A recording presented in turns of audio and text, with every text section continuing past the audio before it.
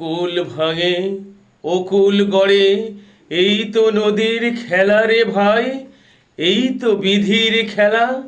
সকাল বেলায় আমি রে ভাই ফকির সন্ধ্যাবেলা, সেই নদীর ধারে কোন ভরসায় ওরে বেভুল বাঁধলে বাসা।